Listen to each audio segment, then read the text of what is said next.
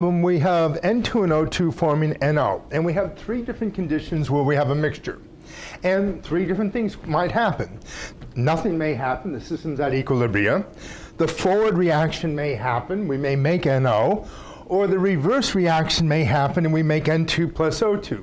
What is the quick way to find this? The quick way is to calculate the reaction quotient and compare it to K.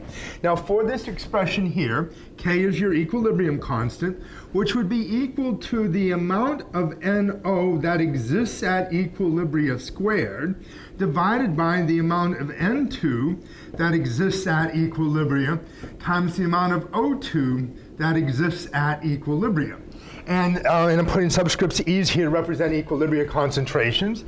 And this is equal to a ratio 0.0035. Okay? Now, Q is this expression, but it may or may not be at equilibrium. So Q is the value of NO squared at any condition times N2 times O2. Okay? Now, Q has three options. It's equal to 0.0035, meaning the system's at equilibria. It's greater than or it's less than. If it's greater than, that means the value, we have too much products. The numerator is too large. So the back reaction goes, and we call that a product-loaded system. So a product-loaded system has more products than would exist at equilibria, and it makes reactants. If Q is less than, that means the denominator is too large. We have a reactant-loaded system, and the forward reaction will go. The reactants will form products until Q equals K. So let's look at the conditions up in the overlay. I have them written on this sheet of paper here.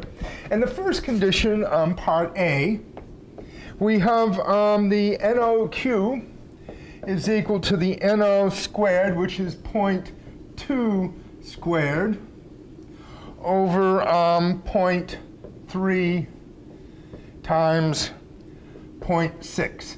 Now incidentally, before we go, let's take a quick look at this value.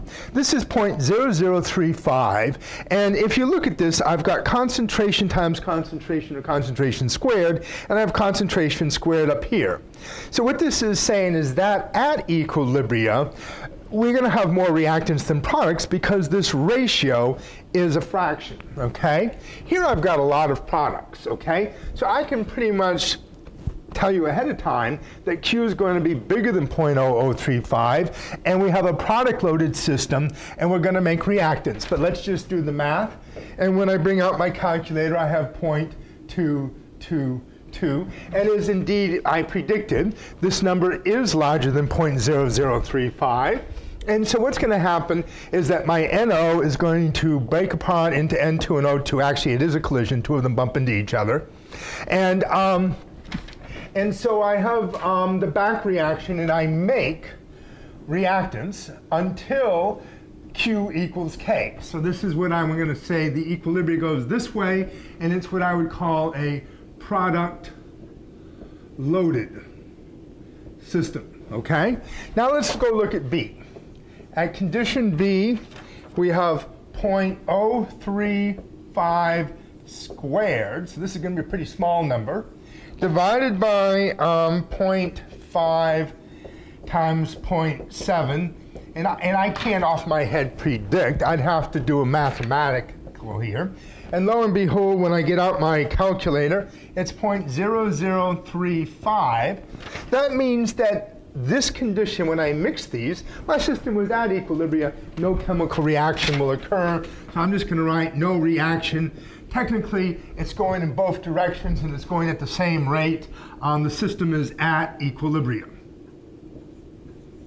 Okay? Now let's look at the next option, which is most likely going to be a reactant-loaded system, where we have a small value of Q.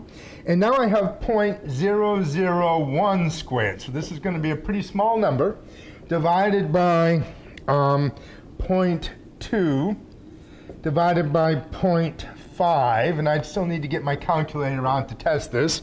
And lo and behold, it's 0.001, okay? So what this means is that I have more reactants than could exist at equilibria because this is less than equilibria. So the reactants go in the forward direction. As they do, Q gets larger, and the reaction proceeds until it reaches equilibria. So this would go in the forward direction, and I would call it a reactant-loaded system, okay? So realize that Q is the equilibria expression at any conditions. And there are three options. Q is greater than, less than, or equal to what it would be at equilibria. If Q is greater than, that means the back reaction goes and you form reactants. If Q equals, nothing happens. And if Q is less than, that means the forward reaction goes and you make products. Okay? I hope that makes everything clear.